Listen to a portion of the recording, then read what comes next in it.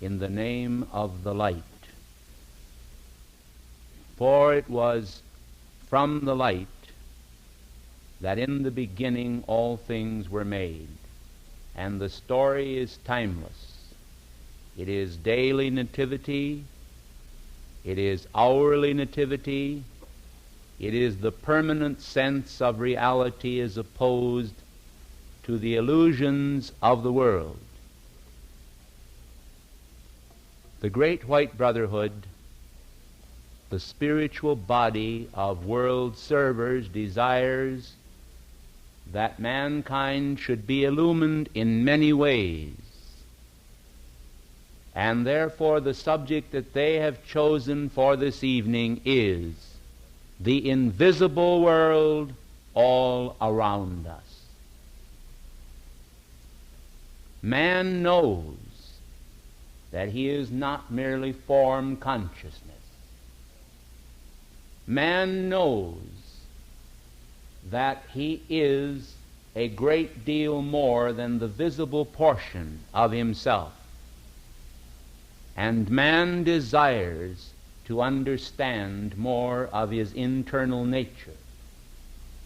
In one sense, the raison d'etre of life can be said to be experience in the mastery of ourselves. To master ourselves is perhaps the biggest task that we have, and it will occupy all of our time if we can afford it. But can we afford not to devote our time and our energy to the pursuit of cosmic universal happiness? I was quite puzzled many years ago when I began to think about life from the standpoint of, is life happy? Well, what a silly thing for me to think. Of course life is happy. I should have said, is man happy? Many times in going into communities for the first time, you are impressed with the gaiety and the joy of people. When you go to a party, everyone smiles, and they all seem to be happy. And therefore the world can be said on the surface to appear to be very happy. But there are hidden heartaches and complex problems that trouble our world today, which you and I are aware of. We seek the solution to these problems because we feel that it is the will of God that the world should be happy, truly happy, not just comfortable, complacent, satisfied. We should have a sense internally of the reality of our own being. But unless a man is illumined, unless a man truly has a spiritual experience whereby he enters into the invisible world around himself and makes that salient connection with God and with the hierarchy of the invisible world, he remains a part of the mass miasma, which is mass confusion. Stoplights, stop and go, caution, fast-moving traffic, hard-hitting television cells, conflicts abroad and at home, in our cities, on our school boards, in our churches, everywhere, conflict, competition, staggering imagery that divorces us from reality and causes us to mentally reel. This is not the divine plan, we say. That is, if we do not say it or give voice to it consciously, we recognize in ourselves that this cannot be the divine plan. What is the purpose of life? We ask ourselves again and again. The purpose of life must be understood to be the purpose of God. For God and life are synonymous. Without God we would have no life. But why then is the world the way the world is? We ask, we answer, we probe, and we seek. But there is an invisible world that has every answer for which our souls crave. And it is the world of the ascended masters, the world of those who have overcome life, who dwelled among us in Ur of the Chaldees, on the plains of Mamre, in ancient Egypt, in Lemuria, in Atlantis, and at King Arthur's court. Seekers for the Holy Grail, seekers for the mystical knowledge, seekers for truth have been legion, and the few have found. And the few who have found have desired with all of their hearts to share the buoyancy of that expression with their fellow men. They have yearned. But, alas, many were not ready, and some ate the golden apples that on the outside shone with a luster of hope, full of abundant promises that turned into ashes when the teeth penetrated the substance. This has happened again and again. Illusions, confusions, dead ends, and all of this is quite the lot of man today. But now the world is no longer just 1 billion, 2 billion, 3 billion. But the world today is over 3.5 billion and heading for 4. Communist China today numbers somewhere in the fantastic neighborhood of 800 million people. 800 million. We today are around 200 million. And often quite disturbed by 11% minority.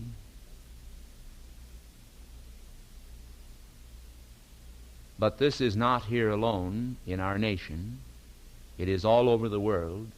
Did you know that in apartheid Africa, the Calvinists suppress the Negro people, put them down, and say to them, you must live outside of this city. You can come in here, but only you, your wife, must stay outside the city when you are here. They limit the number of them that are allowed in the capital city. Alan Paton, in his Cry of the Beloved Country, pinpointed this, and it does make some interesting reading. So there are problems in the world of race. There are problems of creed. There are problems of international relationship and problems of education. I hope, by God's grace, to be able to bring you some sensible solutions, some participating endeavors that we can use to bring about change, to benefit this world, to benefit you personally, to direct into your consciousness the flow of the light that is real and tangible and comforting and beautiful and brings soul sense to man. You have it. You have it now. You have as much of God now as you will ever have. And all we need is the realization of it. There is no difference whatsoever among people as far as the one part of the duality, the twain. Man is a dual being. He is two people. He is the divine image still, but he is also the human image.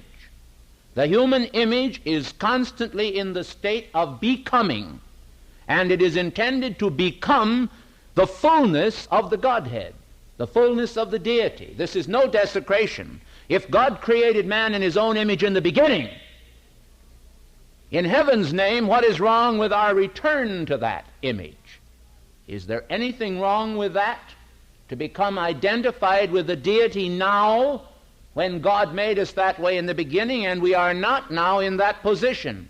Can anyone honestly tell me that our cities today are examples of the city of God mentioned by St. Augustine? Can anyone tell me today that our planning is dedicated to the betterment of mankind in all areas?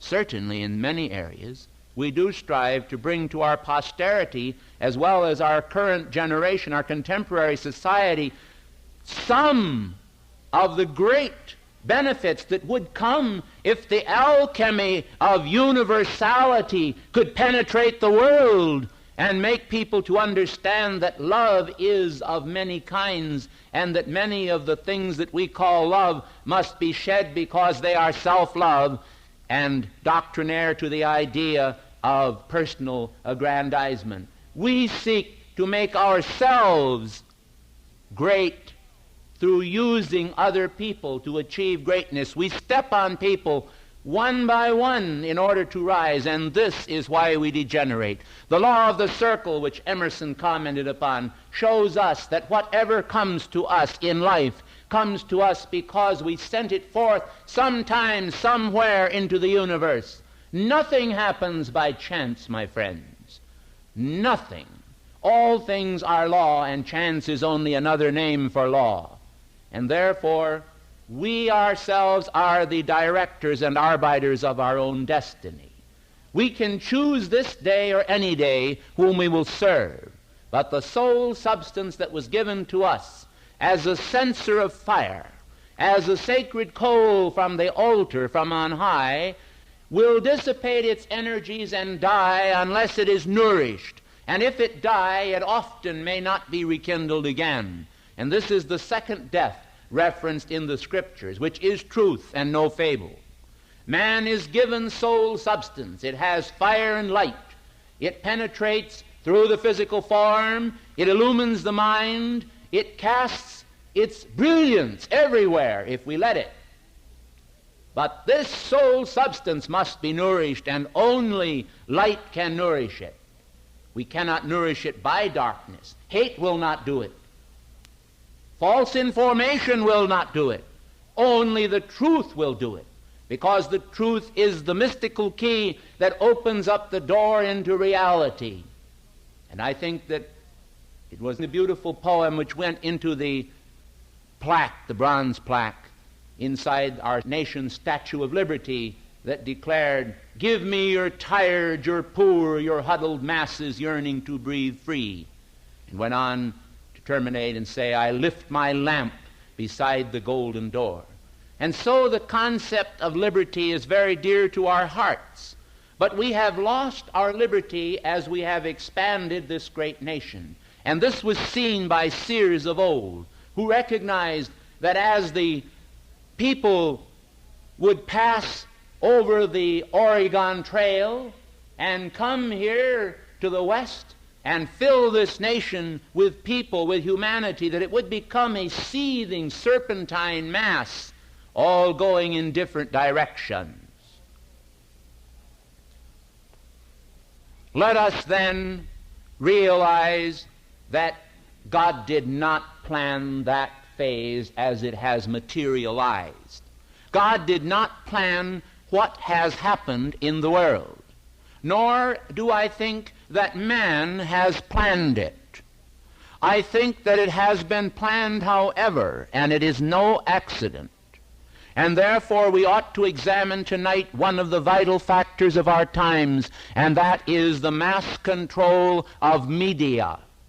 Media, television, radio, magazines and books, the peddlers of smut, and all of that. Let us examine it for a moment and see what impact is made upon our society by even subliminal advertising, by new techniques that are being purveyed by the crowd from Madison Avenue, whose subtle influence is felt everywhere in America and poses the greatest threat to the growth of this great society that has ever been from the foundation of the world. You see it in the misshapen sense of our youth. You see it in the horrible struggle that goes on in the rising rate of crime and of violence, and in the apathy that men feel often toward religion, their dissatisfactions. We know that something is not correct, and we ask ourselves, what can we do about it? There must be something we can do. Well, 2,000 years ago, the mission of the Lord Christ was a great and mighty one, which has made its impact upon our age. But do you know that even before the Master took birth, and before the star shone with its brilliance, the brothers of the shadow were at work in their dens and lairs of iniquity and darkness, drawing up the blueprints or the green prints or the black prints, whichever you wish to call them, whereby his mission would be defeated before it ever started. And when I deal with the world of the invisible, I dare not deal only with the world of good, which is the only world that exists, but to man caught in the nets of mental confusion that are spread everywhere as webs of darkness, he does not see the great divine portion of himself. He sees often these nets of illusion, and he falls into them as a fly. And the spider pounces, and man is devoured piecemeal, one by one. We are usually not taken in groups, although they love to get us in groups if they can. And they love to destroy groups. They would love to destroy America and all that it stands for. They have no interest, these invisible brothers of the shadow. And who are they? They are people also, the same as the ascended masters are people, who at one time lived here upon earth and studied, mind you, the pathway to the light.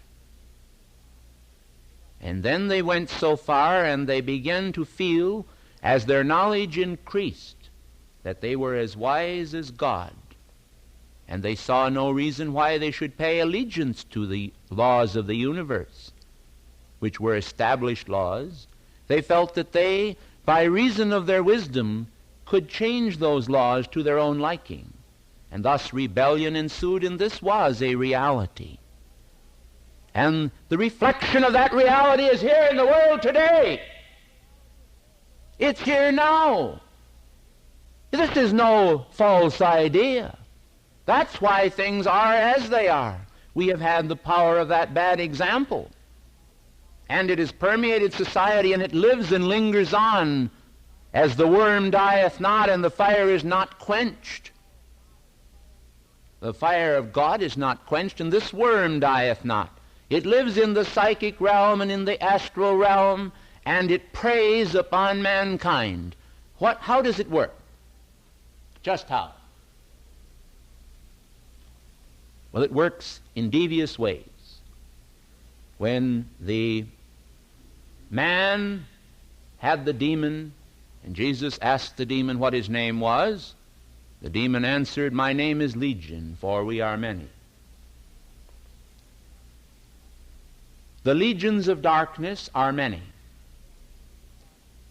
Mankind are only ploys, chessmen, marplots. They are moved upon the chessboard of life. They're checkers. And the dark forces seek to call checkmate to every divine plan that God starts. And they will use anyone as a tool. They would use me as quickly as they would use you. They'll use anybody that will submit. They are not particular. Of course, it has been said that the devil never bothers anyone that he's sure of.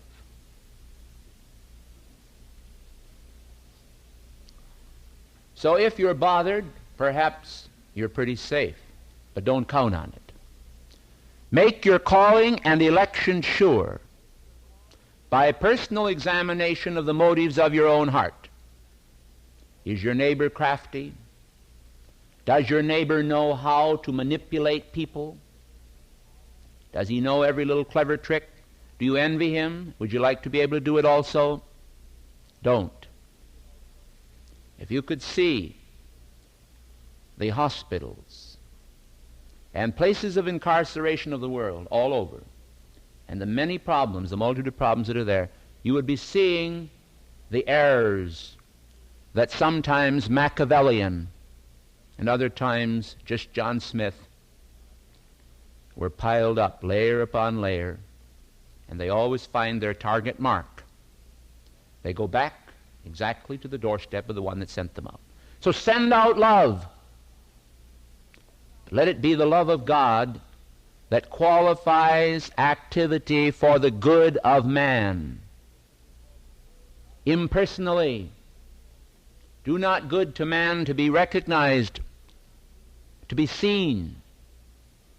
Let your light shine. Let it shine in the world community. Let it shine to those that seem to be without hope, whether ill or discouraged or depressed. Let your light shine. It is the challenge of the age. You are a son of God in your duality. Half of you is a son of God. But it was Abraham Lincoln who said, the world cannot exist half slave and half free. And so we cannot exist half slave and half free, because sooner or later the enmity of the one half will devour the other. Now this is fine if the good in us eats up the evil. But if the evil eats up the good, it's just too bad. I know that it was the Master Jesus who said, if the light that is in thee be darkness,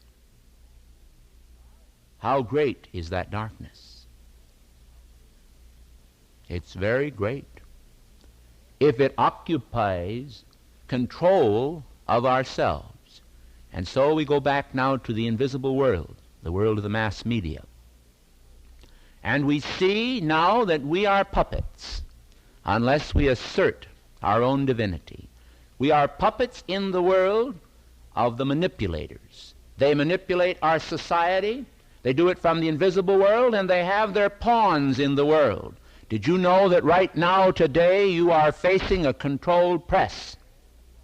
And this is true. You have a controlled press that tells you what it wants you to know and suppresses in the news that which it does not want you to know. I didn't say that Lyndon Johnson did it.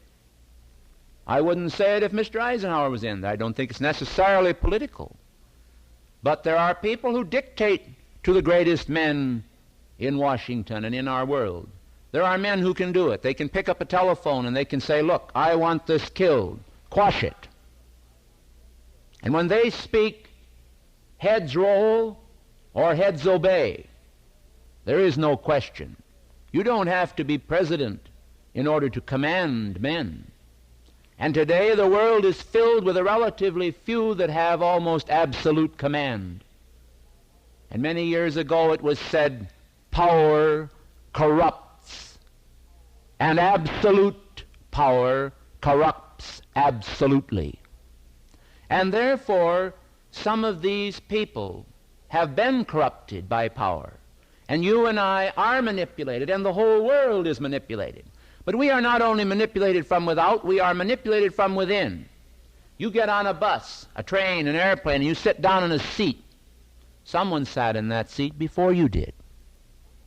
And subtle, invisible, magnetic emanations penetrated out from the spinal column in the central nervous system, from the sympathetic nervous system, and eddying currents, vortices of thought and feeling of the person were transmitted to the fabric and the substance of the vehicles. You come and sit down there.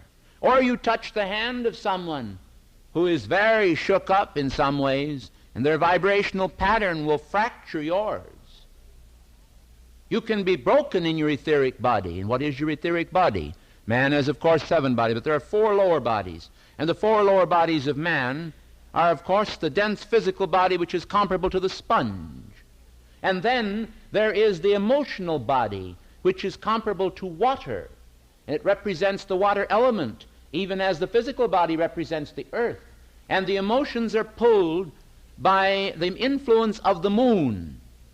The moon pulls on the water body of man, and during the full cycle of the moon you must be extremely careful if you have an emotional nature, because the moon will draw the water in man into an activity of emotional instability. And therefore the word lunatic indicates that the ancients also were aware of the power of the moon to influence the emotional body. Then man also has an airy body of mind substance, and this is comparable to the air. But then we come to one more body that is akin to photic force, the electronic essence of the divine. We come to the etheric or memory body, and it is this body that is so vulnerable to attack from some individual's imprints. And I'm not talking about fingerprints, I'm talking about the subtle, invisible power that even a handshake or a contact with clothing or with even a chair that someone sat in. Well, you may say, you are making me to feel that the world is already contaminated with a radioactivity that I don't have the ghost of a chance of fighting. That's not true at all. I intend to tell you that you can not only fight it, but you can do it realistically, and you can achieve a magnificent God control of your being. Now that's a long subject, but the idea is caught in this picture here. This is an illustration of both your spiritual body of life, your God presence, the I am, the divine id, the divine identity, ID, the spiritual self, and that of course is this upper figure in the chart, and these circles around it are the actual area where the treasures of heaven are stored. Because, you see, everything that man does is categorized automatically. It's either benign or it is not benign. If it is not benign, it cannot rise to become a treasure. It has to stay here and be interred with our bones. It must linger in the substance of our being until we purify it. It is energy we drew from God, just as money in the bank could be taken out. And now we've taken it out and we must use it. We use it and we misuse it is what we do. And if we misuse it, it returns back to our doorstep for purification. But the good that we do goes up the silver cord, follows up here, and becomes a part of this vast electronic circle. Now this is why, although God created all men equal, mind you now, He created all men equal, they are not equal today. You know very well they're not equal, but they're equal still in opportunity. And everyone has it. It is the misuse of opportunity. It is ignorance. It is misunderstanding. It is susceptibility to mass confusion. It is deceit practiced by lying entities that come in and masquerade and say that I am Jesus, or I'm Saint Germain, or I'm this, or I'm that person. These lying entities deceive people. Sometimes people are deceived by very old spirits. But I won't go into that. That's a little diversion. I wanted to go on with this. This is what we're interested in. Because in the Bible we find a very, very wonderful scripture that will illumine you on this. And I want to give it to you tonight. It states, even as one star differeth from another star in glory, even so is the resurrection from the dead. And this is the point that proves this point. It shows that in heaven, in the ascended state, one master may have more light than another. Just to ascend does not mean that the moment you ascend, that you suddenly become the absolute. You ascend into the absolute, but you cannot be more than you have externalized or laid up in heaven of treasure. You know this. It's law. And that is why you should never complain, dear hearts. Don't complain. That energy becomes complainant energy, which you must redeem, because it becomes a part of the mass weight of the world that drags people down all over the planet. And when you give glory to God, and it is sincere, and it pours from your heart, and it activates the cells of your body and increases the fire of your mind, then you're pouring out into the world not vituperation and confusion, but you are emanating light. And light goes through all dense substance. And light purifies you, and it purifies your neighbor, and we all can find our freedom by it.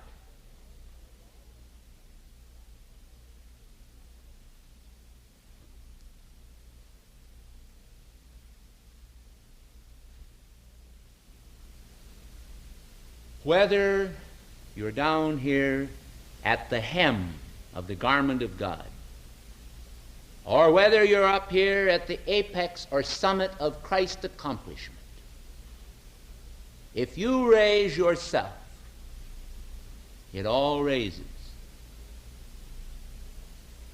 The whole creation moves together toward one grand and noble design. And the tools of darkness are to divide us and conquer us.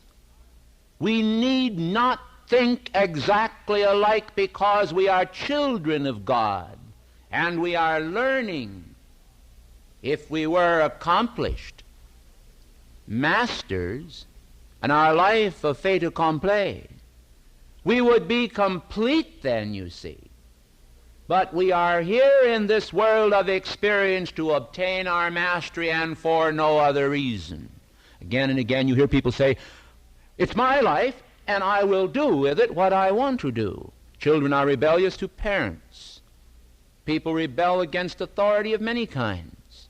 And we understand this. It was the old Scotsman who said, "Nay, thief e'er had a good opinion o' the law whene'er he felt the halter draw."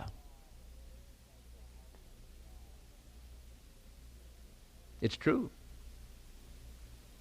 But let us have a good opinion of the law, because God is both life and God is law. Now I represent the great masters. I do not come to you as a master. I come to you as a servant of the masters, to serve you, and I do it most humbly in my heart. I have no designs upon you. I have no desire to control you. I give you your absolute freedom to accept or to reject anything that I tell you. You are the arbiter of yourself, but man does not do so to one another. And there are myriad people upon the planet today who are seeking to control others for some specific purpose. There is such a thing as mass hypnotism. There is such a thing as mass creation of illusion. There is such a thing as projection of shadow and harm into the world. And when this occurs, it is most unfortunate. People may be woke up in the middle of the night and cannot sleep because of hatred projected from other people. Invisible influences sent through the ethers. You may say, oh, but they're going to suffer for that. My dear friends, there is a Satanist church in San Francisco with a nude woman on the altar and a man with horns that performs marriage ceremonies, Anton LaVey. There was long ago Aleister Crowley in England who practiced black magic and passed himself off as though he were a white one, and he was not. He came to Boston and other cities in this country, and I understand that he had some connection with what is called the Individualist Society. And I would like to mention in connection with that the difference between the brothers of the shadow and their rebellion and the brothers of the light. Those who are of the light do whatever they do for the glory of God. They do not do it for themselves. But the brothers of the shadow always work with the ego, with the id. The brothers of the light work with the Holy Christ self. This is the Holy Christ self.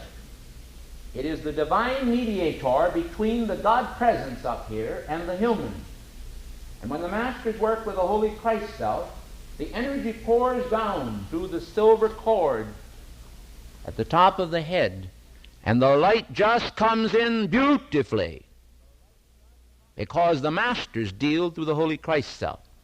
And then man looks up. Look up and live. The sign of the brazen serpent. As Moses raised up the serpent in the wilderness, even so must the Son of Man be raised up. We must raise up and elevate something within ourselves that is life, and that is God. It is the power to raise us up, but we must first raise it up. If we raise the God within ourselves up and we begin to look up, everything begins to flow down into the chalice, the grail of our presence, of our humanity, of ourself. Our world becomes changed. And light actually can come forth through your flesh form. I have seen it. I've seen light pouring through people.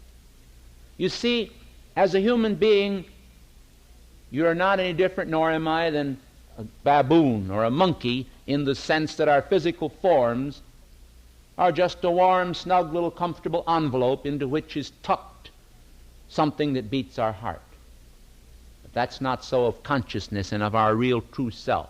Our true self can fill a room. Our true self can fill a city. Our true self can fill a continent or a globe, a planet. It can ensoul a solar system, or it can expand into a galaxy, or it can move mountains in a universe that is so far away that you could not even think of the light years, how far away it is. Your true self is unlimited. It moves by spirit. I think it was Philip who was caught up in the spirit and was carried from one city to the other. Man can still do that today. God has not changed his nature, but man has changed his in many ways. Man has physically become weaker. He has mentally become wiser. He has spiritually degenerated in the main. And that is why we stand today at the crossroads of the age.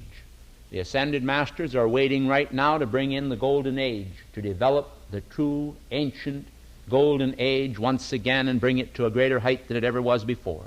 Because society has always worked that way. God proposes ideas, just as man proposes them. And when God proposes his ideas, man accepts them. And man, that is a manifestation of God, begins to build. And he builds to a great height.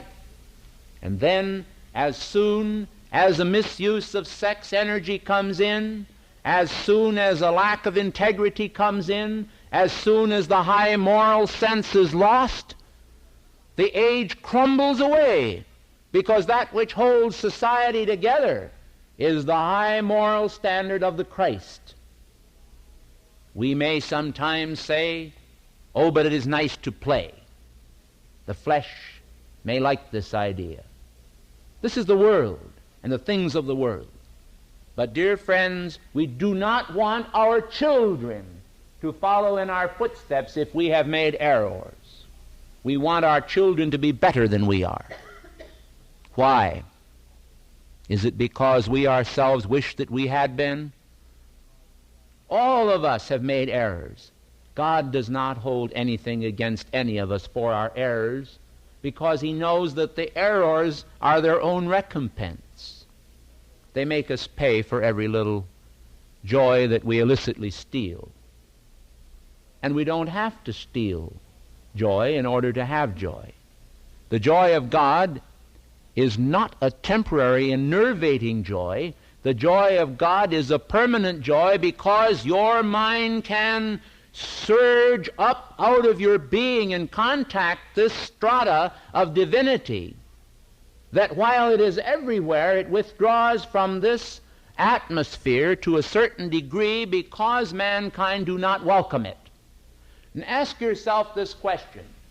If you went to someone's home, and when you got to their house, they came out and they said, I'm awfully busy, I don't have time to see you today. And they rather scowled at you when they said it. Would you come back tomorrow, or would you stay away? I would say that you would probably stay away.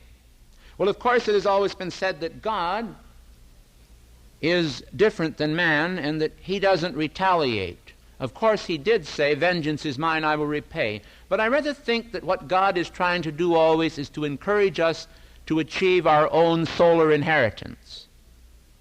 And what is our solar inheritance? Well, basically what it is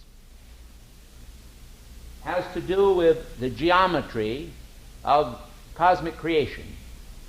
Practically everything is really based on the law of circles and cycles. Even the years, the solar years, everything is based on that. And so just as our presence is seen here surrounded by concentric rings of energy, so the sun, although much bigger than an orange, is circular. And it emanates its light not just toward the earth in one linear movement, but there is a peripheral expansion of that light into the entire universe, so that if the earth is here and Mercury is here, all of the solar system is warmed and revivified by the light. And we can learn a valuable lesson from this. If we can recognize that we are not intended to come here into a mewling little body and be rocked and changed and given our bottles and trained in reading and writing and arithmetic to enter into a world of competition and have a little pleasure and get married and raise more babies and then die and then have the words R.I.P. put over us, "Rest in peace, and may God be with you," or "May you be with God." Oh no, there was a more beautiful design than any of us ever stopped to realize. And this is why we have a certain affinity toward poetry. That is to say, we are very much in love sometimes with certain passages, such as the chambered nautilus, "Build thee more stately mansions, O my soul, while the vast seasons roll, and leave thy low vaulted past, till each new dome, nobler than the last, shall shut thee from heaven with a dome more vast," or something like that, etc. The whole idea being that the seashell, the little shell on the sea, is really the remnant of the creature that inhabited it. And of course the little creature can go out and weave a new shell, you see, and we do the same with our bodies. I've recently talked to some very staid people, had a strange experience over in Idaho. There was a group of people there that were very orthodox in the sense that they believed only in the supreme sacrifice of the Master Jesus, and they believed that by his sacrifice, that this is why they love him so much. And you know, I don't love him for that reason at all. I love him because of his greatness of soul and who he is. But they loved him because he paid some penalty for them, and this was the reason. And they wouldn't have to pay it, you see, because he paid it. And they were absolutely death on the idea of re-embodiment. This was the most horrible thing. I sometimes wonder if the morticians encourage this. I don't know. But it was really a terrible thing, because they really take care of those things, just like in ancient Egypt, you know. They go ahead and they went ahead back there and they had these marvelous sarcophagus, and embalming was a tremendous art back in Egypt. They took far better care of the body of people after they passed away than they did while they were living. And they were very precise in their instructions of just how this and that was to be cut and placed, and, well, how they were to be wound, and it was a terrific thing. So I went over to this place, and I was told by this man that took me there, he said, "Now, I think that this woman may throw you out. In fact, you probably will be under terrific attack if you bring up re-embodiment. So he said, whatever you do, under no condition dare to mention re-embodiment, because if you do, you'll get thrown out. So you better not talk about it." And I went over there, and of course we started to talk, and we went around Robin Hood's barn for a while, and then gradually we suddenly came to re-embodiment, and we got into the subject very deeply. And when the evening was finished, one man and one woman, jumped up, and they said, "Excuse me, good night."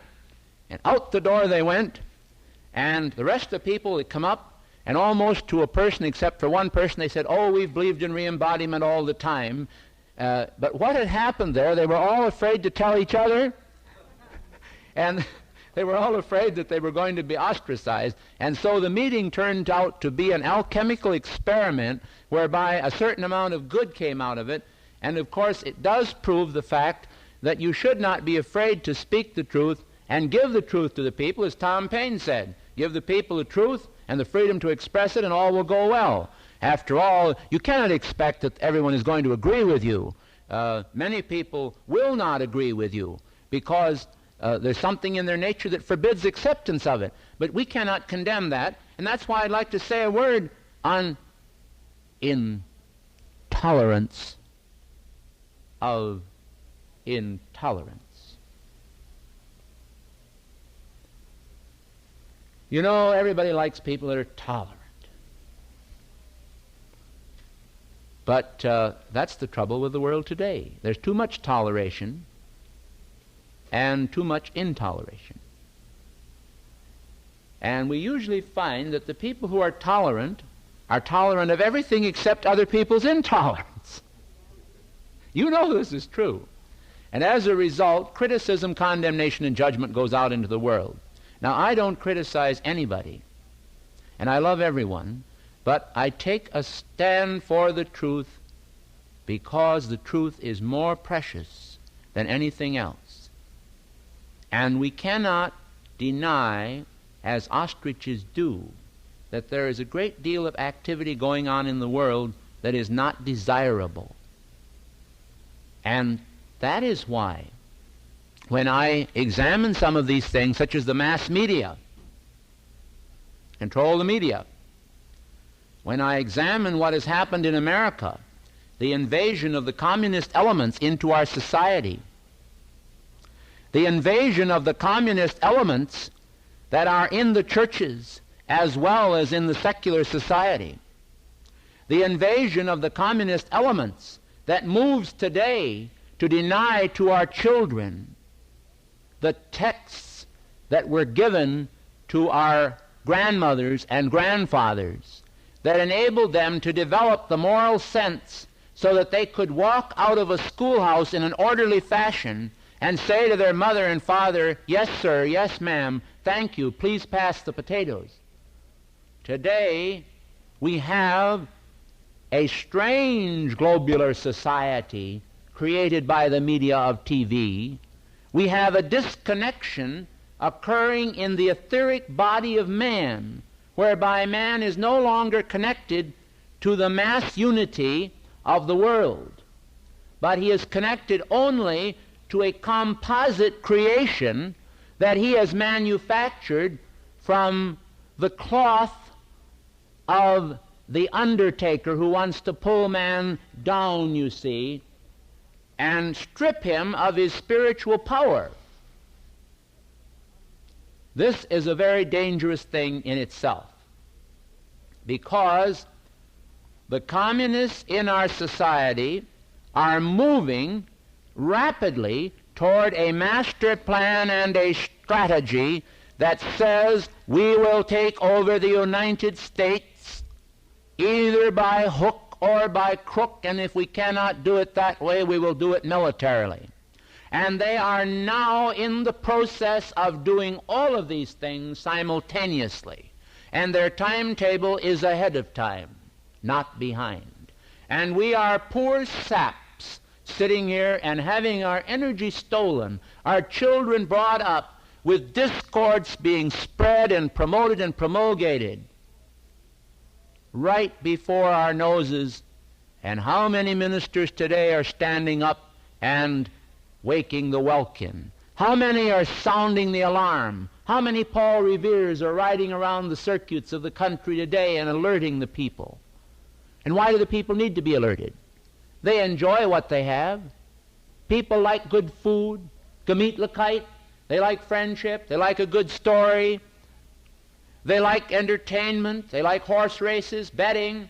Oh, they like many things. The world is full of things that people like the Dutchman said. Everything I like is either forbidden or makes me fat, you know, things like that.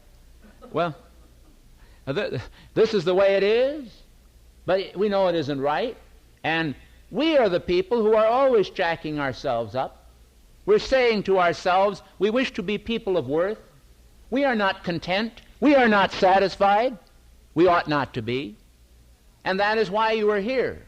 And I consider that this fine audience that came out tonight came here not because you wanted to hear a man speak, but you came here because there was hunger in your heart for something higher. And that hunger is definitely the reality of your divine presence. I am not able, and no man is. Jesus, Saint Germain, and all of the masters put together, if they walked right in this room now, without your permission, would not dare or be able to change your world. Only you can do that. I can talk. I can tell you the truth. I can radiate, same as the masters do. You can radiate right back, send love. We can pour love to our fellow men. We can do many things. But in the final analysis, the one door that we all have to step through alone is the door of initiation into our real self. Basically, the whole world is insecure today. This is what we really have. We have a terrific insecurity. It's a field day for the psychiatrists and psychologists. It's a field day for the people that are out manipulating. Why? Because these people love to have, as Montaigne said, one man's misfortune is another's fortune. And they're very happy that they have these problems. You know, in the little towns of the Midwest and all over the country, as well as in the East, when the towns were small and the doctors were country, when they wanted to go to Europe, they often took out Mrs. McGuffey's appendix, or they performed a tonsillectomy on little Tommy Smith. And this is how the process worked. You understand what I mean, I think? That people, that is especially the medical profession, would actually take organs out of the body when they did not have to be. And this has been more or less accepted. In fact, it was accepted in the past, but it was not too well known. It wasn't practiced by every physician. Many doctors are extremely ethical today, and many were then. But it was done, and still being done. Well, this, in a way, is a good illustration of one man's misfortune is another's fortune. Well, of course, the only thing here is, the only misfortune that people had then was that they picked out the wrong doctor. You see? This is what happened. So, actually, what we have to do in order to grasp reality is tear down the veil in the temple of being between the outer court of the temple and open up the veil into the Holy of Holies. Man must experience regeneration by following the Christ in his footsteps. And how is it done? Oh, it's not done the way the Orthodox tell you, dear hearts. You can have many wonderful experiences in the Orthodox way because God recognizes sincerity. You don't have to be a mystic in the worldly sense in order to actually achieve God. But how is it done mystically, though? How is it done the Ascended Master's way? Well, first of all, it is done by the recognition of the truth that you are a dual being. If you can be deceived into thinking that you are Mary Tyler or Peter Smith, that that's who you are, you're going to defend that personality with your whole life. You're going to put everything into that life. And that's understandably so. But if you can recognize that when God created man in his own image, that he simultaneously created you then and there in his own image. This is where there's a missing link now. I'm going to try to give you that missing link. I told this to some people, and they said, well, you're the missing link. But I'm going to try to give you the missing link, because the missing link is the Christ, of course. But people don't understand what this means. They relate it entirely to the life of the great Master Jesus. He was an avatar, he was the way shower, he was the Son of God. But you follow me now in almost a Socratic method. I ask you now a question. Is there any higher image than the image of God? Answer me. There is no higher image than the image of God, is there? All right. If God made man in his own image, did he not create man then in the highest image? If he created man in the highest image, is it any blasphemy today for man to claim his unification or identification with the highest image which God created him in? Is it? Yet, when a man makes the statement, humbly affirming that and states, I am God, I am thyself, not saying I am God, and the rest of you people are dust. But when he says, I am God, and he claims that image, people say he blasphemes. Ought they to say he blasphemes? No, not if God created him in that image. Do you see? All right then. What is the difference between God and Christ and the manifestation of the Holy Ghost or the Holy Spirit? Is there a difference? I went to the Father and I asked the Father what the difference was, and he said, this is a triunity. I said, is that what the Trinity is? He said, that's what the Trinity is. It is the triunity. He said, this is only the three manifestations which agree in one unity. And he said, man calls it the Trinity and makes it, by deliberate design, to be a confusing doctrine. They say, oh, I believe in the Holy Trinity. Someone else says, I don't believe in the Trinity, I believe in this master or that master. What is a master? A master, then, is simply one who is made in the image of God. So a master is no more, and the masters admit this, is no more God than you are. They don't say that they're more than you are. They are elder brothers. Because they have climbed on the pyramid of life higher steps, they have touched the stars with their fingers. They have been filled with the abundance of God. And therefore the masters are the masters because of that. But what they have done you can do. And who they are, you are. You are bone of their bone and flesh of their flesh and substance of their substance. And the God of their hearts is your God. We are all one. The whole earth is one. Well, why have all this fuss, people say? Why worry about who's president? Why worry about any social evils? Why worry about unrest? Why? Because the dominion over the earth was given to you and I. God gave it to us. God gave us a responsibility. He gave us a verdant earth. We don't make our own shoes now. We don't go out and tan the leather. We don't cut out the patterns and put in the welts and sew them. We buy our shoes in the store, and we buy our hats ready-made and our dresses ready-made, and we buy frozen food, and we go all over the world and we gather these things together.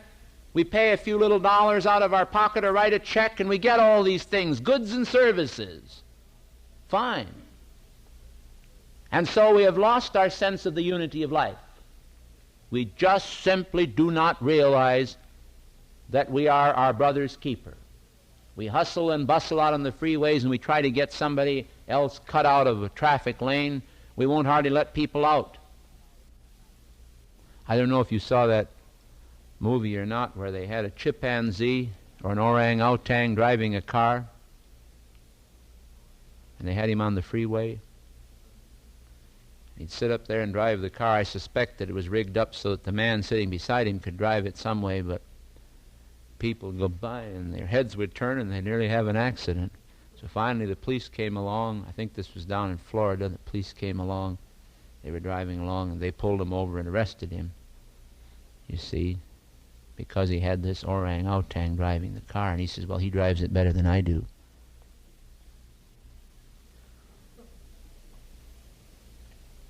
You don't have to be a sour puss. The masters have a very wonderful time in the higher state of consciousness. I found that out in quite a few experiences with the great masters. They're beautiful. Beautiful people. And they radiate their beauty. And you're missing the boat if you don't stop to realize just what you can do for people yourselves and what the Father can do for you. I can't do anything for you except to bring you the message of your own reality. And if you accept that message, take a hot coal, blow on it,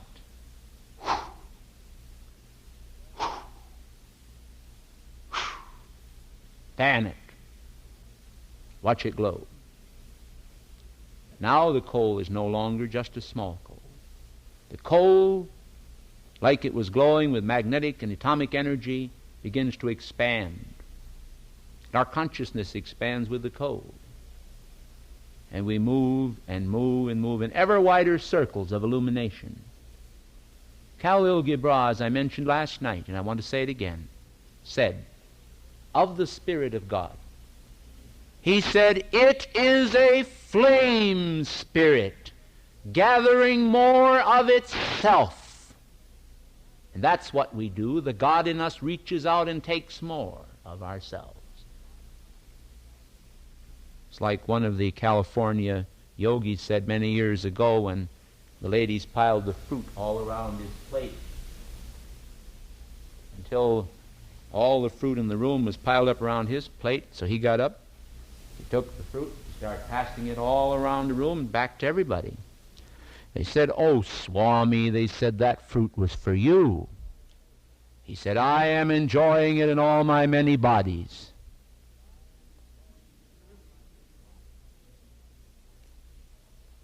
If we could only forget the senseless foolishness of our separation, of our individuality, and this is what the black magicians want us to do.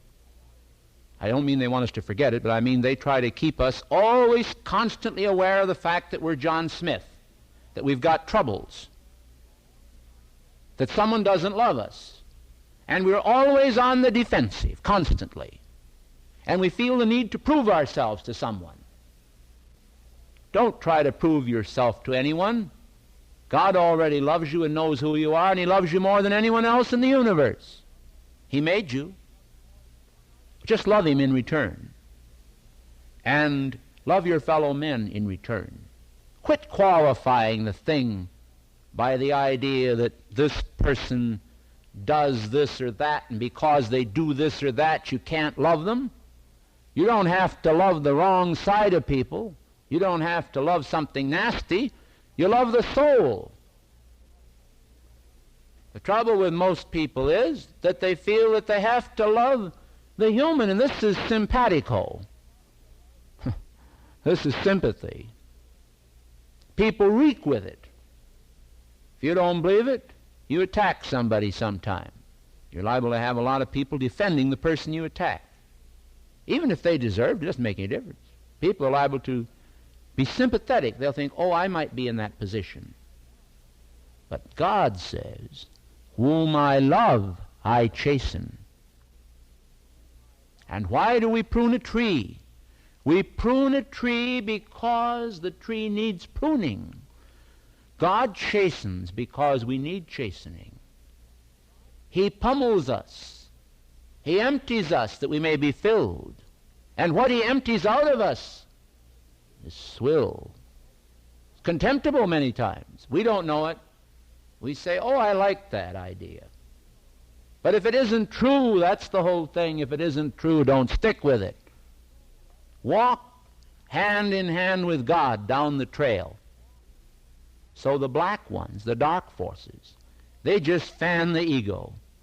And you know, one of the cleverest tricks that people have in the occult field, and that's why I don't do very much of it, I'll ask you to forgive me if I sound egotistical. I don't mean to sound egotistical when I say this, but I suspect that there's probably very few people in this country that could read the past embodiments of people quite as well as I can do, and I don't mean it egotistically at all. But I'll tell you something. I have turned down money, pretty big money, because I don't want anyone's money. I want to be tied to no one. And I don't want to get involved in something like this. But this is the way they work it. Many times people will say, you were the Emperor so-and-so, or you were Queen Anne, or you were this or that. Well, back in Chicago many years ago, what happened is that they had an incarnation party, and they asked everyone to come dressed as they were in their past incarnation. And there wasn't a single commoner there. They were all kings or queens. And this is exactly, mind you, what happens. If you can make people feel important, I happen to know that several years ago St. Germain came through me in a dictation down in Virginia, and he said, in this room is the re-embodiment of Queen Isabella, that I knew her at the court of Spain when I was Columbus. And he went on with this business. And he said, I'm not going to tell her who she is or let you know who she is, and I hope that she never finds out, because I don't want her to get overly impressed with her importance. Well, there was a colored lady there and a white lady. And I found out now, several years later, that the colored lady has been telling people for years that she was Queen Isabella, and she believes it with all her heart.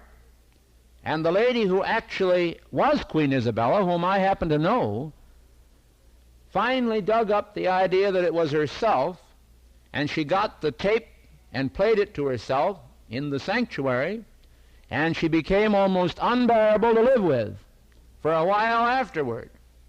And she still is affected by it, and one day she told me, don't do anything to me or St. Germain won't like it. So you see, this is a byroad. It's a blind alley. It takes people away from the truth. And I want you to know, all of you, that there are many designs, which I think C.S. Lewis did a magnificent job of in his Screw Tape Letters. If you've never read it, you should get it. And if you, how many here are familiar with C.S. Lewis?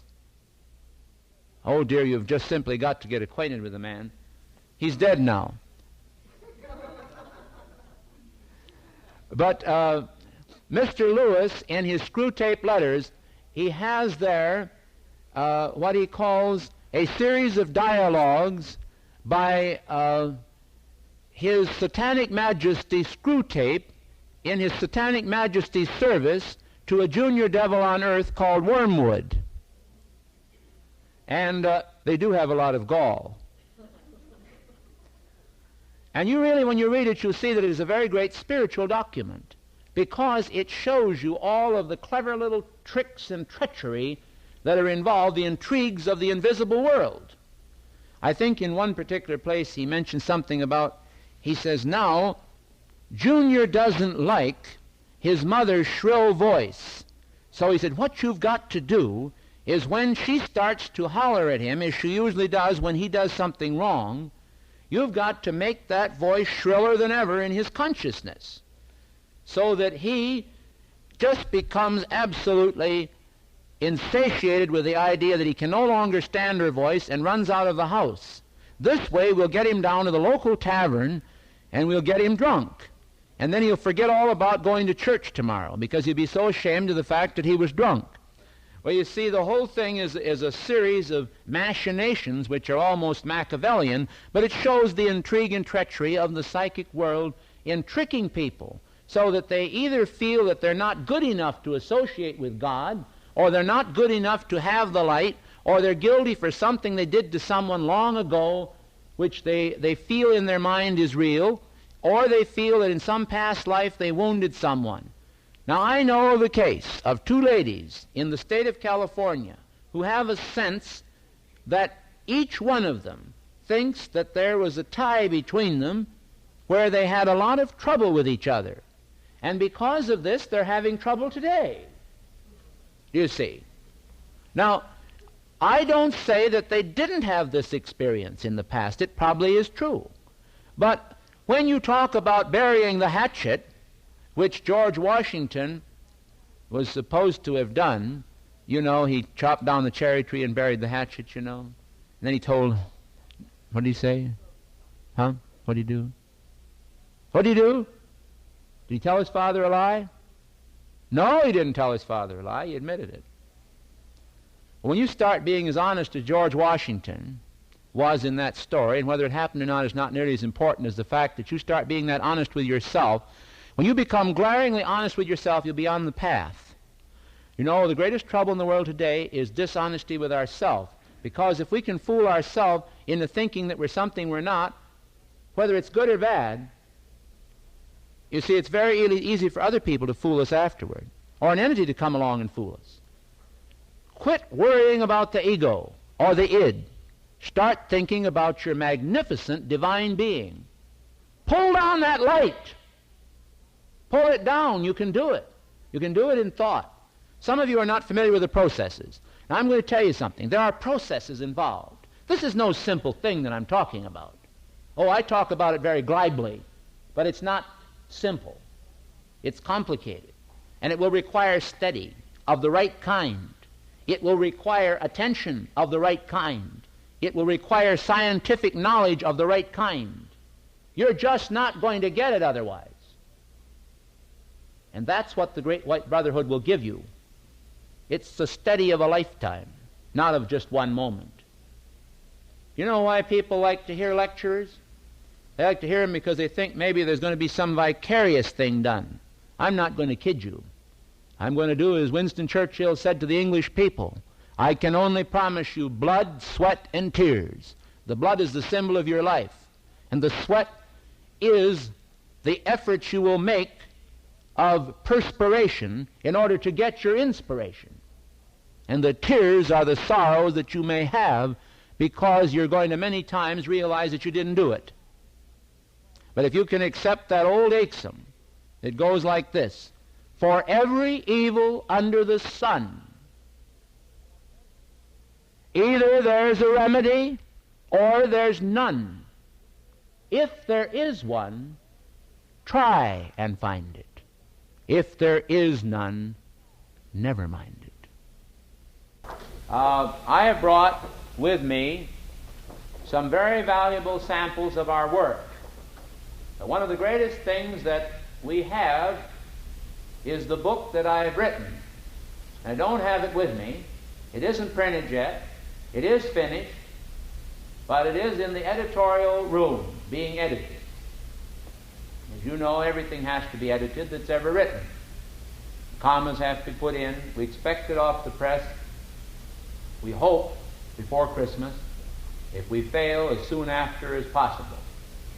That book will be one of the great assistances to mankind today because it is forthright and frank, and it has a wealth of knowledge that has been compiled over many years and covers many very valuable subjects. There's 33 chapters in that book. But I do have quite a few things here that I want to mention. These are absolutely free. This is a personal letter to the whole planet. It's to you as well as to me from Master Moria. The letter is, needless to say, very succinct. Moria has a driving energy. If you read this the right way, you really get it. You know, would you care if I read a little of that? Could I read that letter to you?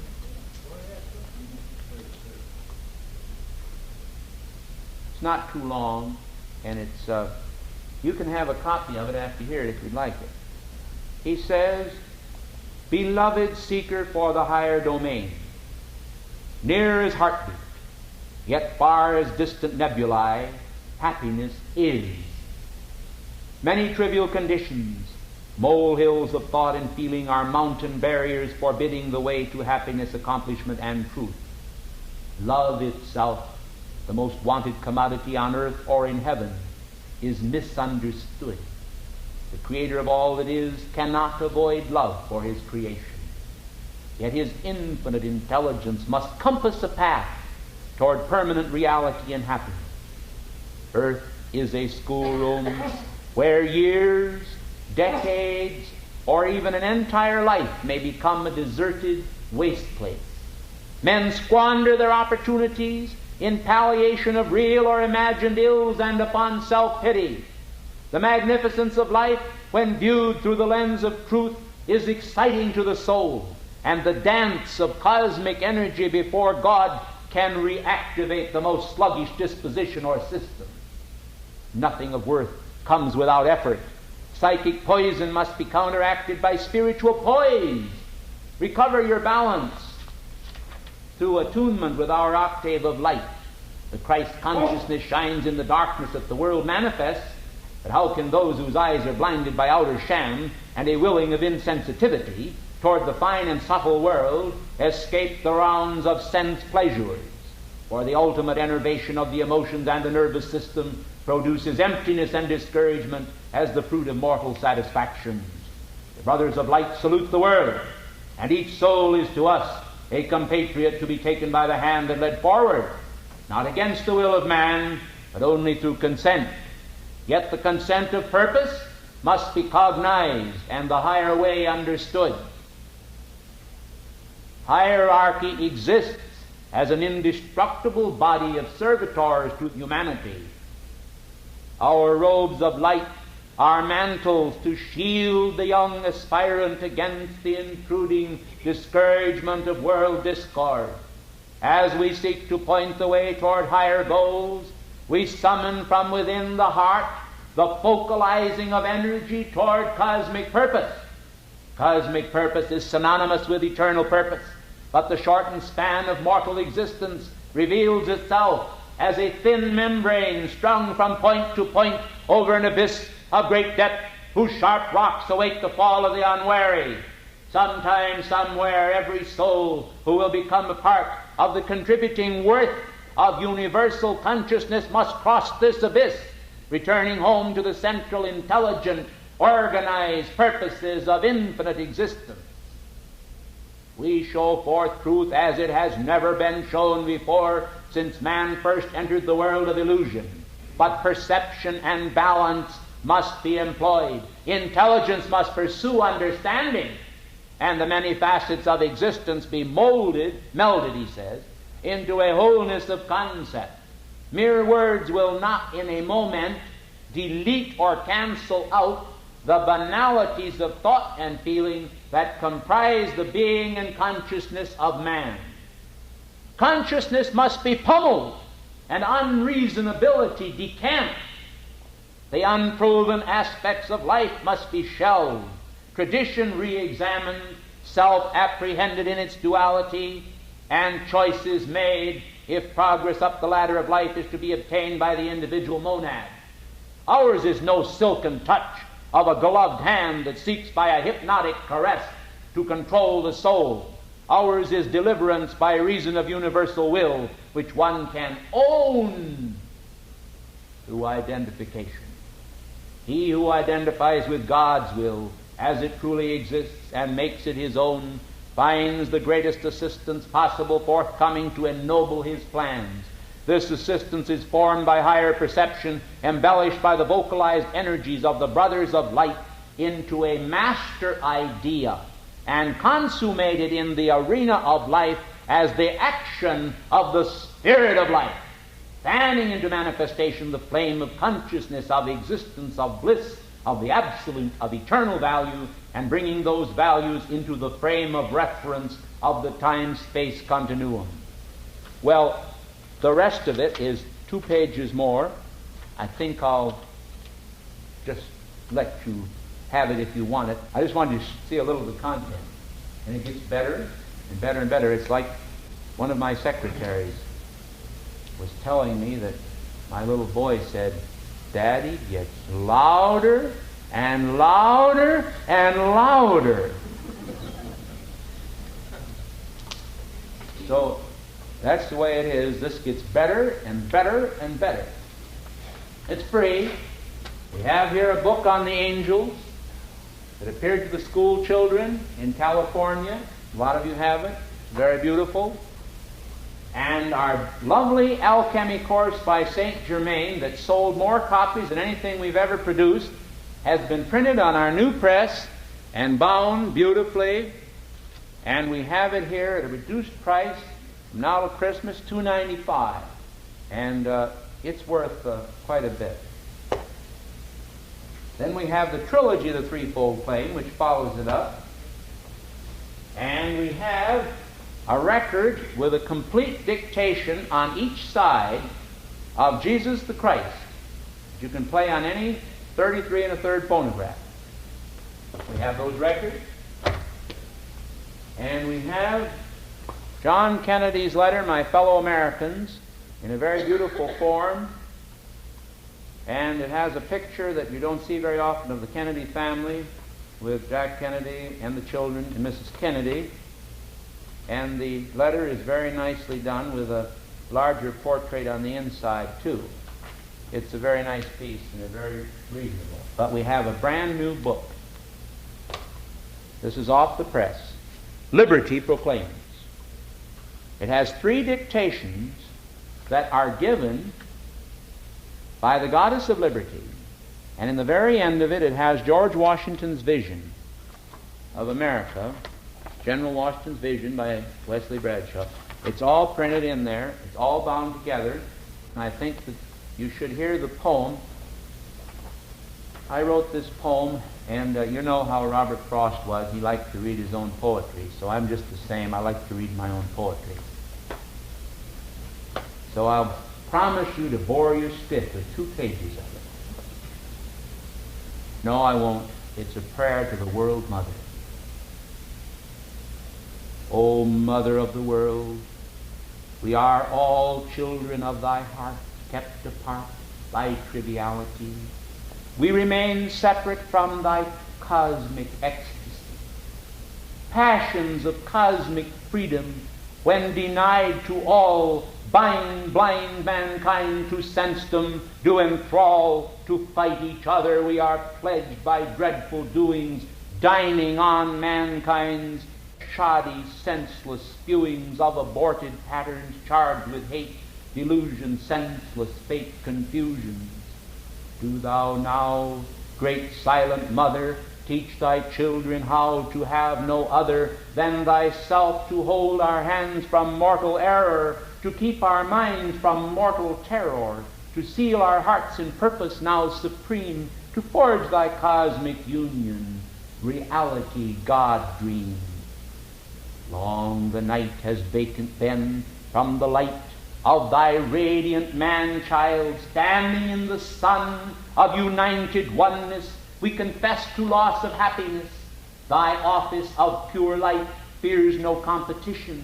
Let none doubt thee, but find instead attunement with thy blessed head of hallowed thoughts, thy love which flows from glowing heart of cosmic dreams, from God's own musing, clears the air from each confusing dream of man that splits, divides, and saws asunder many lives, until all wonder, where's the blunder lying neath our feet? Shall it defeat us evermore, never to pause to take our store, with all our reason, wisdom, evanescent, vanishing to a point of nihilism? I am a child of cosmic diligence. Immaculate is thy concept of my willingness to be God-taught, to learn to love, to shatter matrices of dense desire. O cosmic mother, from thy lofty star position, set my heart afire. May I move by impulse of thy love to the fount of brotherhood, where washing feet Of all my competitors I shall serve them all, and see Poseidon rise, the new Atlantis of our allness, nevermore to sink into smallness of the lesser self that raiseth Cain. I am able now to serve and reign as thy beloved